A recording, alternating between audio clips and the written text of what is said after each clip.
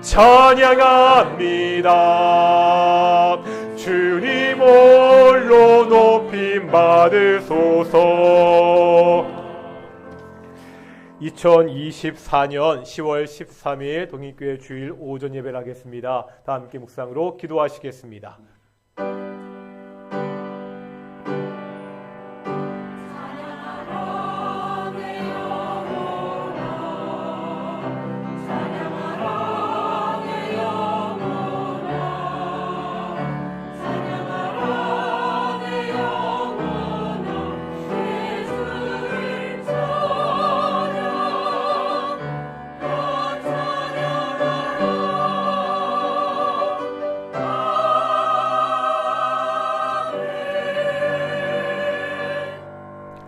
사도신경으로 우리의 신앙을 고백하겠습니다. 나는 전능하신 아버지 하나님, 천지의 창조주를 믿습니다. 나는 그의 유일하신 아들 우리 주 예수 그리스도를 믿습니다.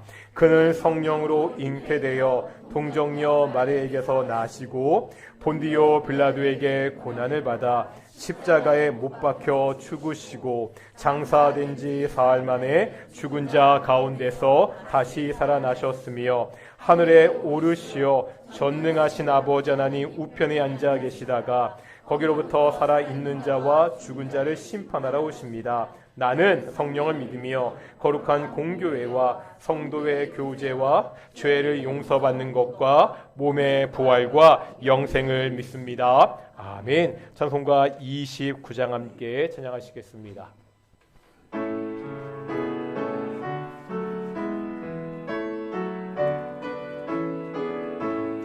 성도여 다 함께 할렐루야 아멘. 주 찬양하여라 할렐루야 아멘.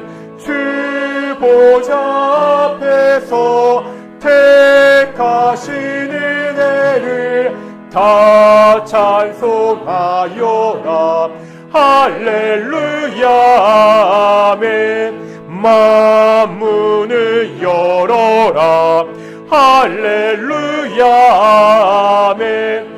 온 하늘 울려라 할렐루야 아멘. 인도자 되시며 친구가 되신 주 그 사랑 끝없다 할렐루야 아멘. 주 찬양하여라 할렐루야 아멘. 찬양은 끝없다 할렐루야 아멘. 거룩한 집에서 은총길이며 늘 찬송 부르자 할렐루야 아멘. 성시 교독하겠습니다. 우리 교독문 35번 시편 84편입니다. 만군의 여호와여 주의 장막이 어찌 그리 사랑스러운지요. 내 마음과 육체가 살아계신 하나님께 부르짖나이다. 주의 제단에서 참새도 제 집을 얻고 제비도 새끼들 보금자리를 얻었나이다.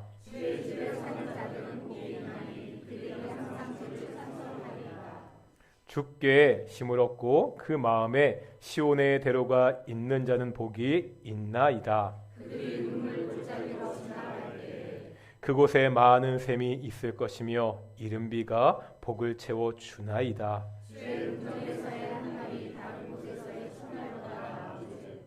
악인의 장막에 사는 것보다 내 하나님의 성전 문지기로 있는 것이 좋사오니 아멘. 자리에 앉으시겠습니다. 찬송가 365장입니다. 찬송가 365장 함께 찬양하겠습니다.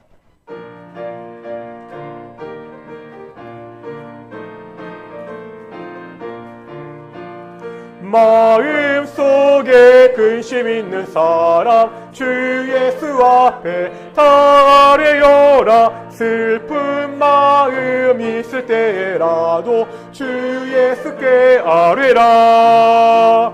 주 예수 앞에 다 아뢰어라. 주 우리의 친구니 무엇이나 근심하지 말고 주 예수께 아뢰라. 눈물 나며 기쁜 한숨 쉴 때 주 예수 앞에 다 아뢰어라. 은밀한 죄 내게 있더라도 주 예수께 아뢰라. 주 예수 앞에 다 아뢰어라. 주 우리의 친구니 무엇이나 근심하지 말고 주 예수께 아뢰라. 괴로움과 두려움 있을 때 주 예수 앞에 다 아뢰어라. 내일 일을 염려하지 말고 주 예수께 아뢰라.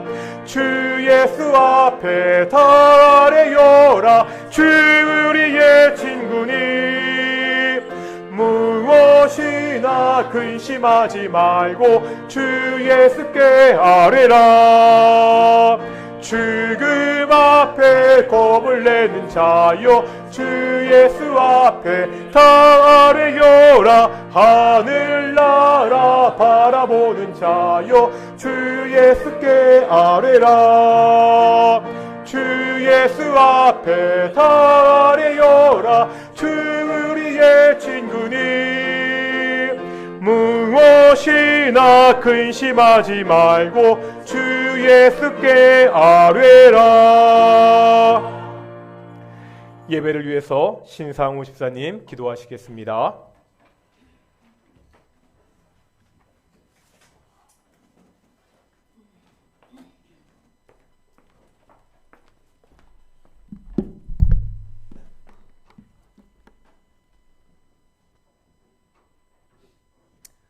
하나님이 이르시되 우리의 형상을 따라 우리의 모양대로 우리가 사람을 만들고 그들의 바다의 물고기와 하늘의 새와 가축과 온 땅과 땅에 기는 모든 것을 다스리게 하자 하시고, 능력의 하나님께서 천지를 지으시고 마지막 6대 되는 날 저희 사람들을 만드시고 그에 따라 세상을 다스리도록 권한을 주심에 감사드립니다. 죄와 허물로 죽었던 저희들을 주 예수 그리스도와 함께 살리시고 또한 하나님의 자녀로 삼아주심에 더더욱 감사를 드립니다. 오늘도 거룩한 주일을 맞이하여 이 시간 성도님들 이렇게 다 함께 모여서 예배를 드리게 됨을 감사합니다. 지난 일주일도 세상에서 각자의 삶을 열심히 살다가 이 시간 우리 성도님들 모두 함께 모여 예배를 드리고자 모였습니다. 세상을 살면서 받았던 모든 상처와 고통들을 이 시간 우리 주님 앞에 내려놓고 위로와 치유함을 은혜 받는 예배가 되도록 하소서. 하나님, 사랑하시는 동인교를 위해 기도합니다. 먼저 불철주야로 교회를 이끌고 계시는 목사님을 위해 기도합니다. 하나님 말씀을 전하신 그 어느 곳에서나 능력과 권능을 더하게 하시고 듣는 사람마다 은혜와 감동을 받게 하여 주소서. 현재도 열심히 진행되고 있는 전도와 구제 사업에도 열심을 다하도록 하여 주소서. 또한 온라인을 통하여 말씀을 시청하는 모든 이들에게 큰 역사가 일어나도록 기도합니다. 또한 같이 동행하시는 전도사님들과 장로님과 모든 직분자들에게도 성령님께서 함께하여 주소서. 특히 어린아이들을 가르치는 교사 선생님들의 노고가 큰 줄 압니다. 누구든지 나를 믿는 이 작은 자 중 하나를 실족케 하면 차라리 연조매들이 그의 목에 걸려서 깊은 바다에 빠뜨리는 것이 나으리라는 이런 경고의 말씀도 하셨습니다. 하지만 그에 따른 하나님의 상급도 크나큰 줄 압니다. 우리 선생님들에게 더더욱 지혜와 명철을 허락하시어 교사의 사명을 잘 감당하도록 하여 주시옵소서. 올해도 어느덧 결실의 계절입니다. 항상 맡은 일에 충성을 다하는 직분자들과 전도에 쓰는 전도자들, 열심히 식사 준비로 수고하시는 봉사자들, 또한 그 외에 보이지 않는 곳에서 항상 수고하시는 모든 이들에게 하나님의 무한하신 은혜가 함께하시기를 간절히 원합니다. 그리하여 이들의 수고하심이 동인교회의 모퉁이 돌이 됨과 동시에 동인교회의 큰 부흥의 역사가 일어나도록 하소서. 하나님, 교회에 연로하신 어르신들과 원치 않는 질병으로 고통받는 분들에게 주님의 따뜻한 위로와 보살핌과 치유함을 받을 수 있도록 하여 주시옵소서. 늘 아름다운 목소리로 찬양하는 성가대를 이끌고 고생하는 지지자와 반주자와 대원들에게, 또 새로이 자원하는 신입성가 대원들에게 우리 성령님께서 함께 하시어 언제나 하나님의 말씀과 은혜로운 찬양이 이 교회 내에 울려 퍼지는 이러한 동인교회가 되도록 하소서. 오늘 예배에 참석치 못한 성도님들과도 함께하는 온전한 예배로 받으시옵소서. 예배드리는 이 시간 끝까지 사탄마귀 틈타지 못하도록 지켜주시기를 우리를 다시 살리신 예수님 이름으로 간절히 기도합니다. 아멘.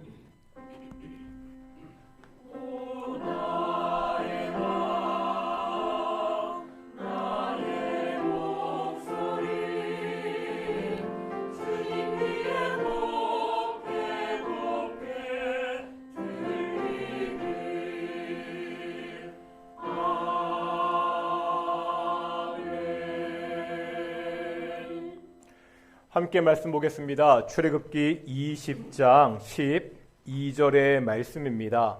출애굽기 20장 12절, 우리 한 절의 말씀입니다. 우리 다 같이 12절 말씀 읽겠습니다. 시작. 내 부모를 공경하라. 그리하면 내 하나님 여호와가 내게 준 땅에서 내 생명이 길리라. 아멘.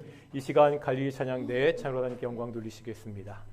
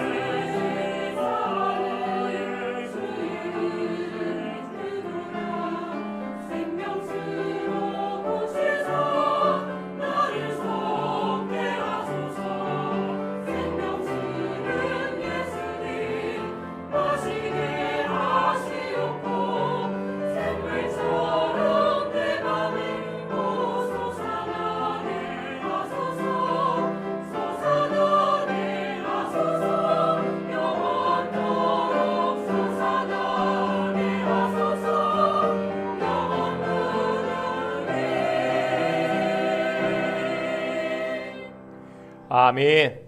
오늘도 찬양 감사합니다. 우리 앞뒤 좌우들과 인사하겠습니다. 하나님이 우리와 함께 하십니다.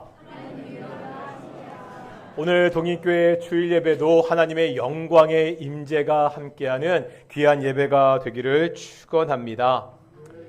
우리가 잘 아시는 대로 보통 10계명을 크게 둘로 나누게 되죠. 1계명에서 4계명, 5계명에서 10계명 이렇게 나눕니다. 1계명에서 4계명까지는 대신계명, 하나님에 대한 계명입니다. 5계명에서 10계명은 대인계명, 사람에 관계된 계명이라고 이야기합니다. 이 대인계명이 시작되는 5계명이 바로 내 부모를 공경하라죠. 부모와의 관계는 인간 관계에서 가장 중요한 관계라는 것을 보여주고 있습니다. 그런데 유대인들은요, 좀 다르게 생각했습니다. 유대인들도 이 10계명을 크게 둘로 나눕니다. 대신계명, 대인계명, 여기까지는 같습니다. 그런데 다만 그 분류가 다릅니다. 이렇게 나눕니다.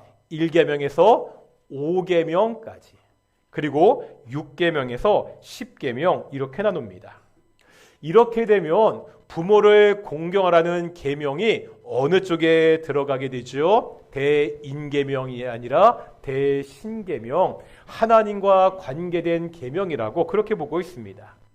또요, 우리가 10계명을 잘 살펴보면 1계명부터 5계명까지는 하나님에 대한 언급이 있습니다. 그런데 6계명부터 10계명에는 없는 것을 볼 수가 있습니다. 이런 것을 통해서 부모를 공경하는 일이 단지 인간에 대한 바른 태도나 자세가 아니라는 거예요. 하나님에 대한 의무라고 말씀하고 있습니다. 왜 그렇습니까? 부모가 가지고 있는 특별한 역할이 있기 때문입니다. 부모는 자녀에게 하나님을 대신하는 사람이기 때문입니다. 이것은요, 5계명을 통해서도 확인할 수 있습니다. 5계명은 내 부모를 공경하라입니다. 이때 이 공경이라는 말은 시브리어로 카베드라는 동사입니다. 이 카베드라는 말은 본래 무겁다, 이런 의미를 가지고 있습니다. 내 부모를 공경하라는 말은 내 부모를 무겁게 여겨라, 이런 뜻입니다. 부모를 가볍게 생각하지 말고 소중하게 생각하라는 의미입니다. 그런데 이러한 문자적인 의미 말고 사용된 용례를 보겠습니다. 우리가 구약 성경에서 이 단어가 사용된 예를 보면 이것이 하나님과 관련된 것이라는 것을 알 수가 있습니다. 카베라는 말이 동사로 쓰일 때는요, 하나님과 관련해서 경외하다, 이 말과 동요로 사용이 됩니다. 다 같이 한번 시편 29편 13절인데요. 시편 29편 13절 읽겠습니다. 시작.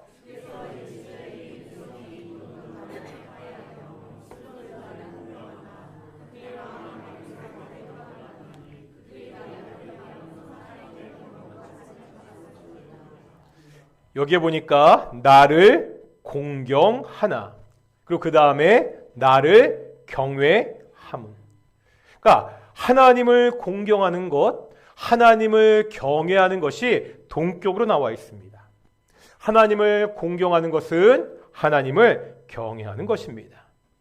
또 이 카베라는 동사가 누구를 공경하라고 명령형으로 쓰일 때 그 대상은 딱 둘 뿐이 없습니다. 하나님과 부모입니다.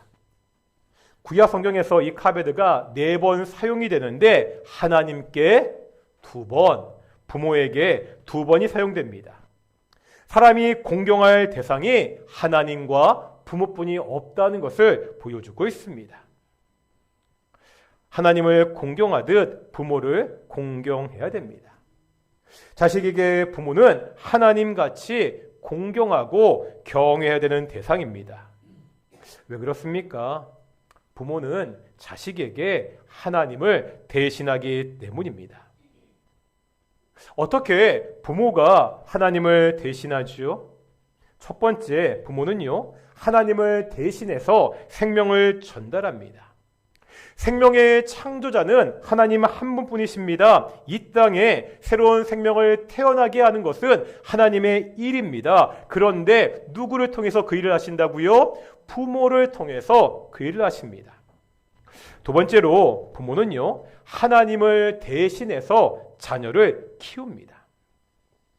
우리가 동물들을 보면은요, 태어난 지 얼마 지나지 않아서 자기 발로 서서 걷는 모습을 보게 됩니다. 그런데 사람은 그렇지 않잖아요.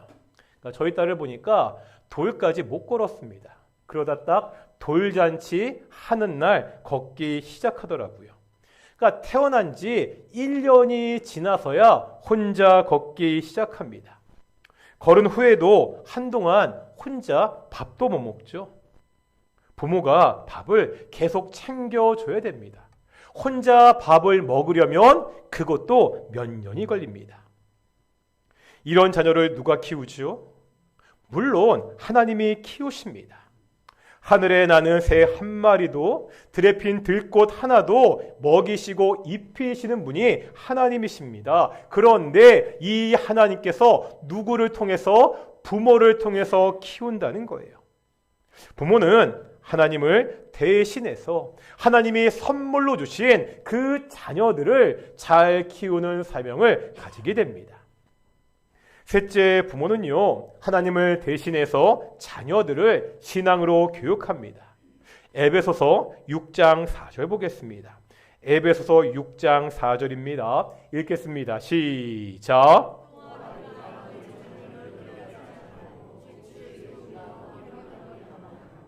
아멘. 부모는 자녀들을 오직 주의 교양과 훈계로 양육해야 됩니다. 원어를 보면 훈계는 주로 말로써 교육하는 것을 의미합니다. 교양이라는 말은 징계나 벌을 통해서 훈련시키는 것을 의미합니다. 말과 징계를 통해서 자녀들의 잘못을 지적하고 바로 잡아야 됩니다. 적절한 벌을 주서라도 자녀들이 제대로 커갈 수 있도록 양육시킬 책임이 부모에게 있습니다. 그런데 이때요, 이 교양과 훈계는 세상의 방식을 말하는 것이 아닙니다. 주의 교양과 훈계입니다. 부모는 자녀에게 무엇보다도 그 하나님 믿는 신앙을 가르치는 사람들입니다. 부모된 우리가 이 하나님의 역할을 대신해야 됩니다. 바로 이런 부모들을 자녀들이 공경하는 것이 마땅하다고 성경은 가르치고 있습니다. 그러면 자녀들은 어떻게 공경해야 되지요? 우리가 TV나 영화나 여러 매체를 통해서 부모님을 특별하게 잘 모신 사람들의 이야기를 들을 때가 있습니다. 왕 일민이라는 중국 사람이 있습니다. 이 사람의 이야기를 쓴 어머니와 함께한 900일간의 소풍이라는 이런 책이 있습니다. 이 왕일민은 아들의 이름인데요. 70대입니다. 이 70대의 아들에게 100세가 다 된 어머니가 있었습니다. 이 몸이 불편했던 어머니가 마지막 한 가지 소원이 있었는데 이 어머니는 평생 자기가 살던 곳을 벗어나 본 적이 없습니다. 그래서 이 어머니의 마지막 소원은 세상을 구경하는 것이었습니다. 이 말을 듣고요, 이 아들이 사진에 보면 저 자전거 수레를 직접 만듭니다. 이 자전거 수레에다가 어머니를 태우고 중국 최남단부터 최북단까지 3년간을 여행한 그러한 기록입니다. 어떠십니까? 이런 이야기를 들으면 우리는 감동하게 되지요. 정말 부모를 공경하는 것이 무엇인지를 잘 보여주기 때문입니다. 이 정도는 아니어도 우리가 부모를 공경하는 방법들은 여러 가지가 있습니다. 우리가 참 어렸을 때부터 많이 듣던 이야기입니다. 부모를 존중해야 됩니다. 부모의 말씀에 순종해야 됩니다. 부모가 부족한 것이 없나 잘 살펴보아야 됩니다. 그런데 이런 일반적인 것 말고요, 우리가 성경의 말씀을 보면 좀 더 생각할 것이 있다고 그렇게 가르치고 있습니다. 우리가 구약 성경을 읽다 보면 이 부모를 사회적인 약자로 그렇게 묘사하는 구절들이 나오기 때문입니다. 에스겔 22장 7절 보겠습니다. 에스겔 22장 7절입니다. 시작.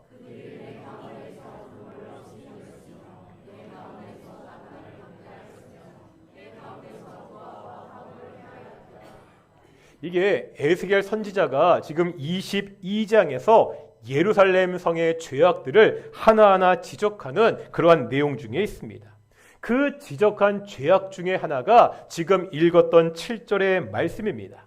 부모를 업신 여겼다고, 나그네를 학대하고 고아와 과부를 하였다, 이렇게 나오고 있습니다. 이 중에서 나그네, 고아, 과부는 구약 성경에서 자주 묶어서 나오잖아요. 왜 그렇죠? 스스로 생존하기가 어려운 사회적인 약자들이기 때문입니다. 우리가 성경을 읽다 보면 하나님께서 이러한 사회적 약자들에게 특별한 관심을 보이고 있습니다. 그런데 지금 보고 있는 에스겔 22장 7절의 말씀을 보니까 누가 이런 사회적 약자와 함께 언급되고 있습니까? 부모가 이 사회적 약자들과 함께 언급되고 있습니다. 다시 말하면 부모들도 사회적인 약자라는 거예요. 이런 약한 부모의 모습은 구약 곳곳에 나타납니다. 우리 잠언 30장 17절을 먼저 읽을 텐데요. 위에 있는 잠언 30장 17절입니다. 시작.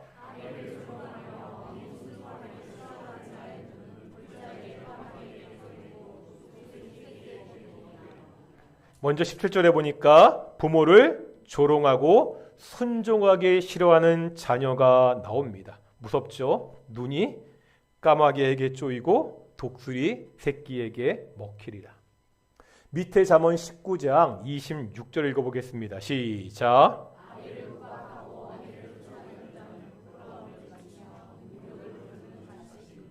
잠언 19장에 보니까 부모를 구박하고 쫓아내는 자녀가 나옵니다. 우리가 한번 이런 말씀들을 오늘 본문의 5계명과 연관지어 생각해 볼 필요가 있습니다. 교회에서 보통 부모를 공경하라는 이 계명은 어린 자녀들에게 해당하는 말씀이라고 생각하기 쉽습니다. 하지만 하나님이 10계명을 주실 때 이 10계명을 받는 대상은 어린 자녀들이 아닙니다. 9계명이 뭐죠? 내 이웃에게 거짓 증거하지 말라입니다. 이 말은 법적인 증언과 관련이 있습니다. 법적인 증언은요, 어느 정도 나이가 든 성인이 할 수 있습니다. 10계명은 뭡니까? 이웃의 집과 아내를 탐내지 말라. 이웃의 집과 아내를 탐내는 것이 어린 자녀들에게 하시는 말씀이 아닙니다. 부인도 있고요, 집도 있는 어느 정도 나이가 있는 장년들, 어른들에게 해당하는 말입니다. 다시 말하면 하나님이 10계명을 주실 때 이 10계명을 받는 대상은 나이가 있는 장년들, 어른들이라는 거예요. 그렇다면 오늘 본문 5계명의 말씀도 어린 자녀들에게 주는 계명이 아니라 누구에게? 다 큰 어른들, 장년들에게 주는 말씀이라는 겁니다. 조금 전에 보았던 부모를 잘못 대하는 이 자녀에 대한 구절도 마찬가지입니다. 자녀가 어리면은요, 부모와 자식 중에 누가 힘이 있죠? 부모가 훨씬 큰 힘을 가지고 있습니다. 자식이 힘이 없는데 그런 자식들이 부모를 업신여기고 조롱하고 구박할 수 없습니다. 그러니까 여기에 나오는 부모를 구박하는 이 말씀들은 다 커서 부모보다 더 큰 힘을 가진 장년들에게 해당하는 말씀입니다. 왜 이런 일이 벌어지죠? 당시는요, 목축과 농경 사회였습니다. 이런 사회는요, 사람의 노동력이 가장 중요한 가치입니다. 이제 늙었습니다. 노동력이 없잖아요. 이런 부모는 더 이상 힘을 가지지 못한 약한 존재라는 거예요. 사회적 약자입니다. 제5계명은 이렇게 사회적 약자가 된 그 부모들을 무시하거나 학대하지 말고 공경하라는 말입니다. 단순히 마음으로만 그렇게 하지 말고, 이 사람들은 대책이 없거든요. 그 노후 생활을 책임지도록, 노후 생활을 할 수 있도록 물질로도 부모를 공경해야 된다, 그렇게 가르치고 있습니다. 물론 지금은 과거와 상황이 많이 바뀌었지요. 노동 집약적인 사회가 아닙니다. 그래서 어떤 경우 부모의 경제력이 자녀의 경제력보다 나은 경우가 많이 있습니다. 그래서 오히려 나이가 들어서도 여전히 부모에게 의존하는 사람들도 많습니다. 하지만 그렇지 못한 사람이 많은 것도 현실입니다. 통계를 보면 우리나라 노인 자살률이 OECD 가입국 중에 압도적으로 1위입니다. 수년째 평균을 웃돌고 있습니다. 노인들이 자살하는 여러 이유들이 있습니다. 건강 문제, 자녀와의 갈등, 정서적 외로움 등이 원인입니다. 그런데 2019년에 나온 한국보건사회연구원 통계를 보면 경제적인 어려움이 노인들이 자살을 생각하는 첫 번째 이유였습니다. 이제 100세 시대라고 이야기하잖아요. 예전에 비해서 수명이 훨씬 늘었습니다. 70세에 은퇴를 한다고 해도 30년간은 수입이 없습니다. 30년은 짧은 시간이 아닙니다. 그동안 모아둔 돈이나 연금을 가지고 생활하는 사람들도 있습니다. 하지만 그러한 경제적인 여유가 없는 그러한 노인들도 많은 것이 사실입니다. 오계명의 말씀대로 자녀들이요, 마땅히 나이든 부모를 봉양해야 됩니다. 그런데 또 현실적으로 보면 이게 말처럼 쉽지만은 않지요. 예전처럼 한 집에 살면서 숟가락 하나 더 놓으면 되는 이런 차원이 아닙니다. 여전히 자기 집 하나 마련하지 못한 사람들이 많이 있습니다. 부모와 함께 살 공간이 없다는 거예요. 따로 살면서 생활비를 지원하면 좋지만 그러한 경제적인 여유가 없는 자녀들도 많이 있습니다. 노인 인구는 늘고요. 출산율은 계속 떨어지고 있습니다. 이런 대한민국 사회에서 앞으로 노인 문제는 아주 심각한 문제가 될 것입니다. 국가에서 여러 가지 복지 정책을 통해 이 문제를 해결하기 위해서 노력해야 됩니다. 뿐만 아닙니다. 교회도요. 한국 교회도 이 문제에 관심을 가져야 됩니다. 교회는 경제력이 없이 혼자 사는 노인들을 어떻게 도울 수 있는지를 함께 고민해야 됩니다. 현대 사회에서 이 5계명을 지키는 것은 단지 개인과 가정의 문제가 아닙니다. 교회적으로, 사회적으로 함께 고민하고 풀어갈 문제라는 것을 우리에게 보여주고 있습니다. 제가 지금 경제적인 문제만 강조했지만 현대 사회에서 그 나이 드신 어르신들이 겪는 어려움은 경제적인 어려움만 있는 게 아니죠. 과거 농경사회는 사회 발전이 느렸습니다. 그래서 태어나서 죽을 때까지 별로 변화가 없었습니다. 그러다 보니까 오랜 세월 동안 경험을 축적한 그 어른들의 지식, 지혜가 인정을 받을 수 있었습니다. 하지만 지금은 다르잖아요. 기술의 발달로 너무나 많은 것이 빠르게 바뀌고 있습니다. 내가 과거에 가졌던 그 경험들, 그 지식들이 이제 별로 쓸모없는 지식이 되고 말았습니다. 이런 사회에서 어르신들이, 노인들이 적응하며 사는 것은 점차 힘들어지고 있습니다. 그러다 보니까 요즘 보면 노인들을 비하하는 용어도 많이 생겨나고 있습니다. 이렇게 비하합니다. 노인충, 노스라치 이런 말입니다. 노인충은 노인을 벌레로 비하하는 겁니다. 노스라치는 노인을 벼슬로 아는 사람들이라고 그렇게 비하하는 것입니다. 물론 실제 이런 노인들이 있기도 합니다. 보기에 눈살이 찌푸려지는 행동을 하는 노인들도 있습니다. 나이가 많은 것이 벼슬인 것처럼 아나무인으로 행동하는 사람들도 있지요. 문제는 이런 부정적인 점만 부각이 되고 있습니다. 이 사회에서 더 이상 어르신들이, 노인들이 더 이상 쓸모없는 존재인 것처럼 비아냥거리고 조롱하는 그런 문화들이 특별히 인터넷상에서 많이 확산되고 있습니다. 이런 잘못된 사회의 분위기에서 10계명, 5계명과 같이 이제 현대적인 의미에서 이 노인들을 사회적 약자로 보는 시각이 필요합니다. 우리 어르신들은 경제적인 어려움이 없더라도 아까 말씀드렸죠. 너무나 바쁘게, 너무나 빨리 변화하는 이 현대사회에 적응하는 것이 결코 쉽지 않습니다. 제가 단적인 예를 하나 들자면 이제 식당마다 있는 키오스크입니다. 아시죠? 이제 각종 매장마다 사람들이 줌을 받지 않습니다. 키오스크를 통해서 기계가 줌을 받습니다. 저도 처음에요. 맥도날드 가서 버거킹 가서 주문할 때 굉장히 힘들더라고요. 나이 드신 분들이 이런 것을 이용하는 것은 점점 힘들어지고 있습니다. 이런 문제뿐만이 아닙니다. 횡단보도를 건너는 것도 쉽지 않습니다. 이 시간이 젊은 사람들에게는 충분한 시간이지만 걸음이 느린 노인들은 제 시간에 못 넘는 일도 많이 있습니다. 제가 얼마 전에 인터넷에서 이 횡단보도를 건너는 노인을 도와주는 여자의 동영상을 본 적이 있거든요. 굉장히 인터넷 게시판에서 화제가 된 적이 있습니다. 한번 보여주시겠어요?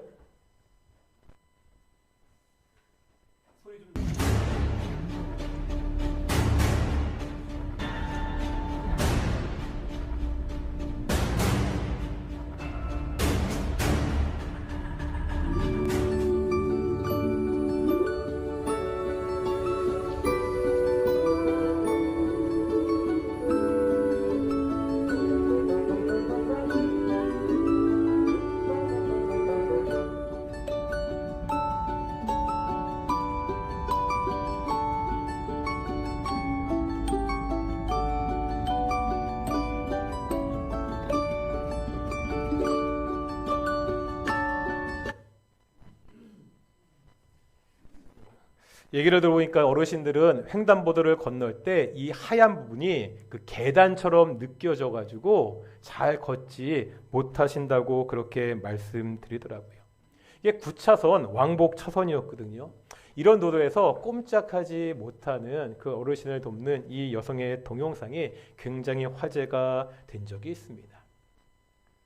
사회적인 강자로 군림하는 노인들도 많은 것이 사실입니다. 하지만 이 사회는 여전히 사회적인 약자로 살아가는 그러한 노인들도 많이 있습니다. 교회가 성도들이 이러한 어르신들을 잘 살필 수가 있어야 됩니다. 이것이 오늘 10계명, 5계명을 가정을 넘어서 사회적으로 우리가 지키는 방법입니다. 그러면서 오늘 10계명을 보면 이 계명을 잘 지켰을 때 하나님께서 복을 주신다는 약속이 2번 나와 있습니다. 10계명에서 복을 준다는 약속은 2계명과 5계명 이렇게 나옵니다. 2계명에 보면 계명을 지키는 자에게는 1000대까지 은혜를 베푼다고 말씀하고 있습니다. 그런데 5계명 말씀을 보면 부모를 공경하면 여호와가 준 땅에서 내 생명이 길 것이라고 말씀하고 있습니다. 이런 겁니다. 2계명의 복은 좀 막연합니다. 명확하지 않습니다. 그런데 5계명이 말씀하시는 복은 굉장히 실제적이고 구체적이라는 거예요. 여기서 내게 준 땅은 하나님이 약속하신 가나안 땅입니다. 아직 이스라엘 백성들이 가나안 땅에 들어가지 못했잖아요. 시내 산이잖아요. 하나님이 가나안 땅을 주시기로 약속하셨는데 너희가 부모를 공경하면 그 약속하신 땅에서 안전과 장수를 누릴 수 있을 것이라고 그렇게 말씀하고 있습니다.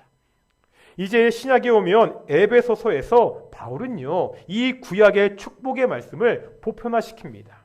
에베소서 6장 3절 보겠습니다. 에베소서 6장 3절입니다. 읽겠습니다. 시작. 아멘. 구약에서 내게 준 땅이 땅에서로 바뀌고 있습니다. 이제 하나님의 공동체가 확대되었습니다. 약속의 땅, 가나안 땅을 넘어서게 됩니다. 예수님을 믿어 하나님의 백성이 된 이 새로운 공동체가 이 땅에서 하나님의 복을 누릴 수 있다는 거예요. 이 복은 어떤 복이죠? 번영하고 장수할 것이라고 말씀하고 있습니다. 세상은 성공의 비결을 여러 가지로 제시하지요. 인맥을 최고의 성공 요소로 뽑기도 합니다. 반대로 개인의 능력이 중요하다고 말하는 사람들도 있습니다. 아니, 다 필요 없다. 금수저가 최고다. 가정 환경이 중요하다고 가르치는 말하는 사람들도 있습니다. 그런데 성경은요, 세상 이러한 접근과는 아주 다른, 아니 생각할 수 없는 성공의 방법을 제시하고 있습니다. 뭐지요? 부모를 순종하고 부모에게 공경하는 것이 성경이 말하는 성공의 비결이라는 겁니다.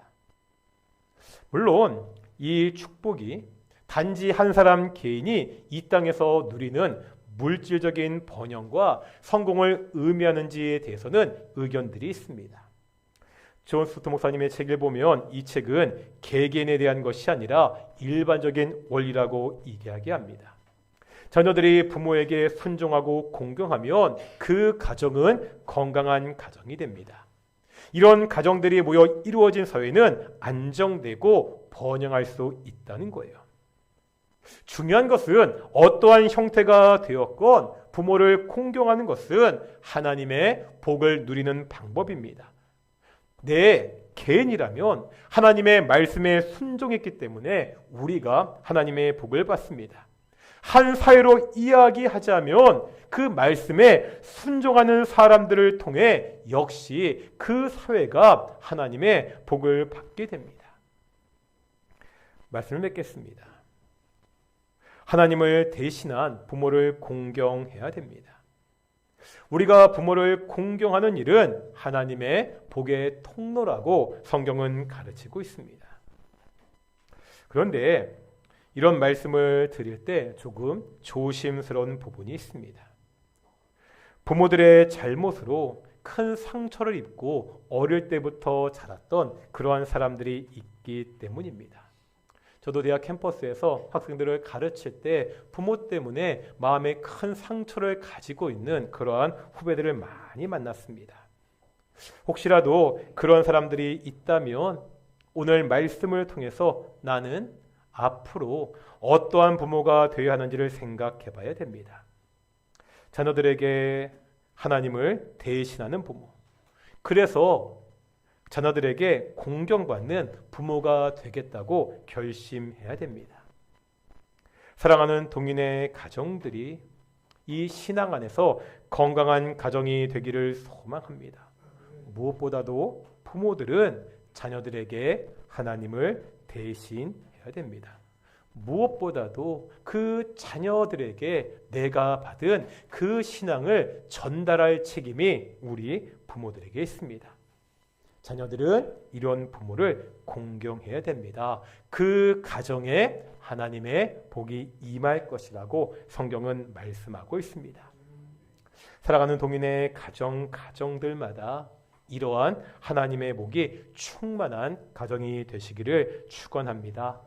우리 찬송가 559장인데요. 사철의 봄바람 불어있고 함께 찬양하시면서 우리 기도에 나아가겠습니다.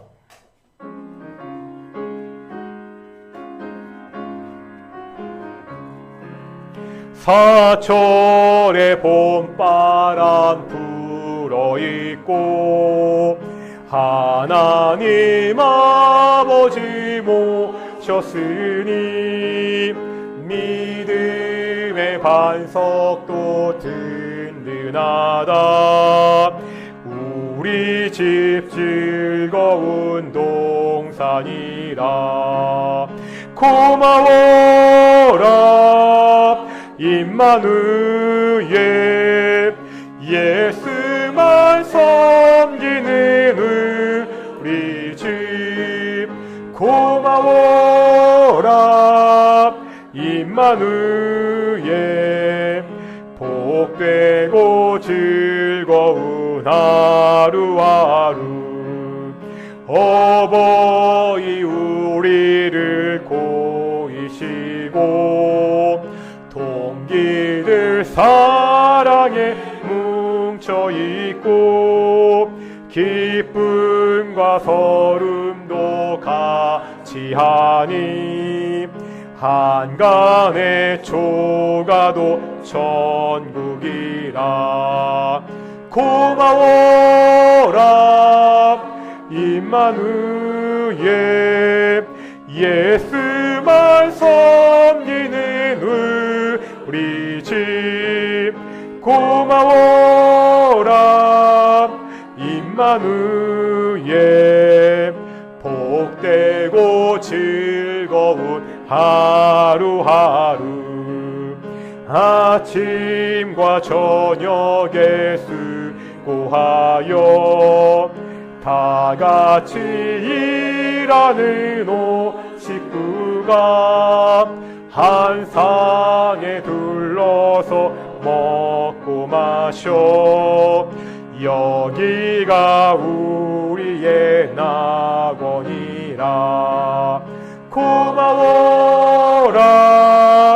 임마누엘 예수만 섬기는 우리 집 고마워라 임마누엘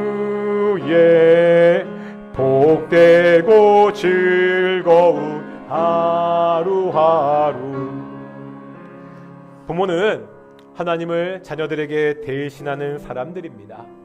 여전히 우리가 부모의 입지에 있다면 우리가 하나님을 대신해서 무엇보다도 우리의 자녀들을 신앙으로 잘 양육할 수 있기를, 잘 기를 수 있기를 위해 그렇게 기도하겠습니다. 우리가 자녀입니다. 우리는 하나님을 대신한 부모를 봉양할, 공경할 책임이 있는 사람들입니다. 하나님이 우리에게 주신 그 부모를 잘 공경할 수 있는 그러한 자녀들이 될 수 있도록 기도하겠습니다. 그래서 우리 사랑하는 동인의 가정이 정말 하나님이 주시는 참된 복을 누릴 수 있는 귀한 가정들이 될 수 있도록 우리 함께 기도해 나아가겠습니다. 함께 기도하시겠습니다. 아버지 하나님, 하나님께서 우리에게 너무나 중요한 역할을 주셨습니다. 나에게 하나님을 대신해서 우리의 딸을 키우는, 양육하는 그 역할을 감당했습니다. 하나님, 내가 우리 딸을 하나님을 대신해서 우리 딸을 잘 키우고 양육할 수 있도록 인도하여 주십시오. 무엇보다도 내가 하나님을 대신해서 신앙적으로 잘 키울 수 있는 그러한 아버지 하나님, 그런 하나님 부모가 될 수 있도록 인도하여 주십시오. 내가 자녀로서 우리 부모를 공경하게 하여 주시옵소서. 제가 이렇게 가르칠 때마다 참 부끄러운 나의 모습들이 있습니다. 정말 우리 부모님, 어머니와 아빠들을 정말 소중히 생각하고 중하게 여기고 공경하는 그런 내가 자녀 살 수 있도록 인도하여 주시옵소서. 우리 동인교회 가정이 정말 이러한 가정 되기를 소망합니다. 동인교회 가정들마다 정말 부모가 하나님을 대신 자식을 잘 돌보고 키우고 정말 부모들이 정말 그 부모들의 자식들이 공경함으로 하나님의 복과 은혜가 넘치는 정말 기쁨과 감사가 넘치는 정말 귀한 가정이 우리 동인교회 가정 될 수 있도록 인도하시고 주여 함께하여 주시옵소서. 이 동인교회 가정마다 하나님의 복이 충만하기를 소망합니다. 하나님의 복이 충만한 귀한 가정 될 수 있도록 인도하시고 주께서 축복하여 주시옵소서. 우리가 계속해서 기도하겠습니다. 참 자주 기도하지만 참 응답이 되지 쉽지 않은 기도 제목이 한 가지 있습니다. 우리 가정에 믿지 않은 자녀들을 위해서 기도하겠습니다. 동인교회 가정들마다 예수님을 알지 못하는 자녀들이 있는 가정들이 참 많이 있습니다. 오랫동안 기도하고 눈물로 기도하는데도 그 기도가 응답되지 않아 답답한 그러한 가정들도 있습니다. 우리의 자녀들이 예수님 잘 믿고 신앙 안에 성장할 수 있도록 그러한 자녀들을 잘 우리가 키울 수 있는 책임 있는 부모가 될 수 있도록 또한 그런 가정들을 위해서 우리가 함께 기도하기를 소망합니다. 함께 기도하시겠습니다. 아버지 하나님, 우리 동인교회 가정들마다 우리의 자녀 예수님을 알지 못하는 그러한 가정들이 있습니다. 아버지 하나님, 그러한 가정 주께서 찾아가 주시옵소서. 그 자녀들을 위해서 오랫동안 기도하는데 하나님 그 기도의 제목이 이루어지지 않아 참 답답하고 억울한 마음을 가지고 있는 참 속이 상한 그런 우리 가정들도 많이 있습니다. 아버지 하나님, 그들의 눈물 어린 기도를 주께서 응답하여 주시옵소서. 그들의 간절한 기도를 주께서 응답하여 주시옵소서. 우리의 믿지 않은 자녀들의 마음속 가운데 예수의 복음이 들어가게 하셔서 그 복음을 통하여서 예수님 믿고 함께 신앙생활할 수 있도록 정말 잘 자라게 할 수 있도록 인도하시고 주여 도와주시옵소서. 우리가 무엇보다도 자녀들의 여러 가지를 걱정하는 것이 아니라 그들의 신앙을 근심하며 걱정하며 그것을 위해 기도할 수 있는 귀한 부모들이 될 수 있도록 인도하시고 주여 함께하여 주시옵소서. 아버지 하나님, 내가 주께서 맡겨주신 내 자녀 신앙으로 잘 키우는 그러한 책임을 잘 감당하게 하여 주시옵소서. 동인의 가정들 주께서 힘을 주시고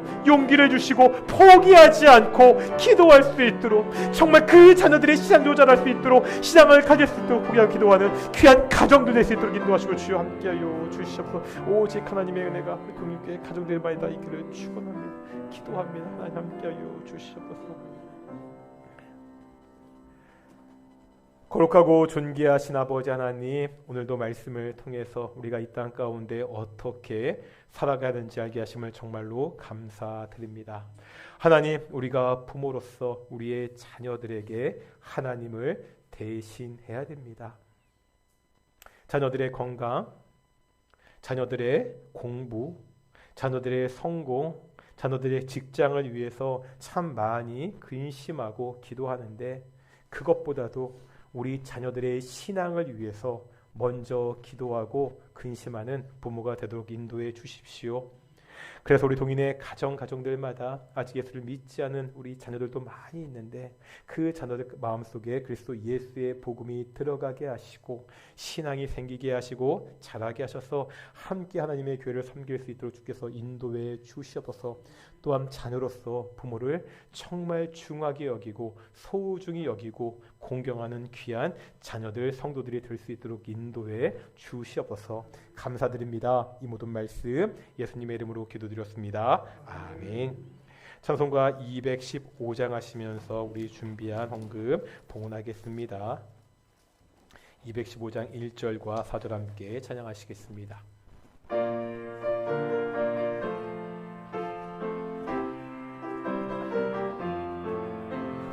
내 죄 속해 주신 주께 힘과 정성 다하니, 나의 돈과 선행 심사 주를 위한 것일세. 내게 있는 모든 것을 주를 위해 바치리. 내게 있는 모든 것을 주를 위해 바치리. 신기하고 놀라워라 영광스러운 왕의 왕, 나를 친구 삼아 주사 편히 쉬게 하겠네. 주의 날개 보호 아래 영원한 식 얻겠네. 주의 날개 보호 아래 영원한 식 얻겠네.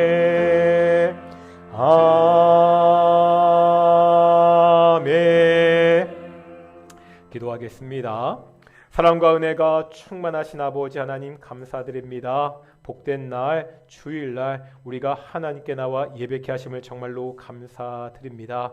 하나님께 나올 때 작은 예물로 봉헌케 하심을 정말로 감사드립니다. 아버지 하나님, 주께서 우리의 인도자가 되시며 주께서 우리에게 구원자가 되셔서 우리와 항상 함께 하심을 정말로 감사드립니다. 이 모든 감사의 제목을 담아 주께 작은 예물을 드렸습니다. 이 예물이 쓰일 때마다 오직 하나님의 은혜, 오직 하나님의 영광이 나타날 수 있도록 인도하여 주시옵소서. 사랑하는 동인의 성도들 삶을 주께서 인도하여 주시옵소서. 오직 하나님의 날개 포 아래 정말 평을 누리며 살아가는 귀한 동인의 성도들이 되어서 매일같이 주를 향한 감사가 넘치는 귀한 성도 가정이 될 수 있도록 주께서 함께 주시옵소서. 감사드립니다. 이 모든 말씀 예수님의 이름으로 기도드렸습니다. 아멘. 다시 한번 앞뒤 자분들과 인사하겠습니다. 하나님이 우리와 함께 하십니다. 또 일주일의 모든 삶도 하나님이 동행하시는, 하나님이 인도하시는 귀한 삶을 살아가는 동인의 성도들이 되시기를 축원합니다. 계속 광고 드리고 있습니다. 우리 찬양대원을 모집하고 있습니다. 함께 찬양대를 하고 싶은 분들은 우리 김경자 권사님께 말씀해 주시고요. 오늘 오후 예배는 우리 선교예별 목장 예배로 그렇게 갖도록 하겠습니다. 매주 수요일마다 이곳에서 수요 예배가 있습니다. 저녁 7시 30분이고요. 우리가 수요일마다 우리 성경 통독을 위한 구약 여행으로 구약 성경을 계속해서 배우고 있습니다. 신앙생활 30년, 40년을 생각해 보아도 우리가 구약 성경의 말씀을 이게 창세기부터 이렇게 자세하게 본문을 공부한 적이 별로 없거든요. 이제 우리가 가나안 정복 시대에서 우리 지금 여호수아서를 배우고 있습니다. 우리 구약의 본문들 잘 보지 못했던, 하지만 역시 하나님의 말씀인 그 구약 성경의 말씀들을 배우는 시간이니까 우리 수협에도 많은 분들이 나와서 성경 말씀 좀 많이 배웠으면 좋겠습니다. 그리고 이번 주 화요일 날 우리 동부노회 임승건 강도사님 목사 임직식이 동천교에서 있고요. 나가실 때 떡이 있는데요. 다른 거 아니고 우리 지난주 토요일 날 우리 그 장례식을 치렀던, 월요일까지 장례식을 치렀던 우리 박지영 집사님 가정에서 우리 성도들이 감사하다고 떡을 준비했습니다. 다시 한번 하나님의 위로가 있기를 위해서 함께 기도해 주시고 위로해 주시고요. 떡 맛있게 드시면 되겠습니다. 자리에서 일어나시겠습니다. 찬송가 54장입니다. 찬송가 54장 함께 찬양하시겠습니다.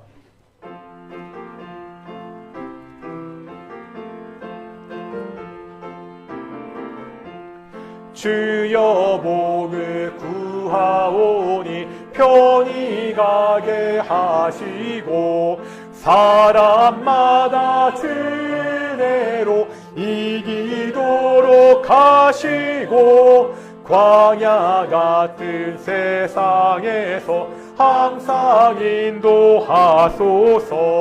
주의 복된 말씀 듣고 무한 감사합니다.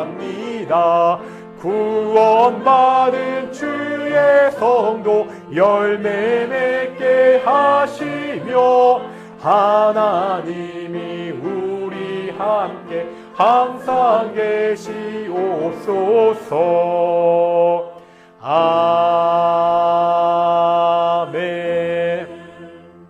기도하겠습니다. 이제는 예수 그리스도의 은혜와 아버지 하나님의 사랑하심과 성령 하나님의 교통하심이 하나님을 대신해서 우리 부모들을 양육하는 우리 동인의 가정들과 오직 하나님과 같이 우리 부모를 공경하는 그 자녀들의 가정 가운데 하나님의 복이 영원하기를 축원하옵나이다. 아멘.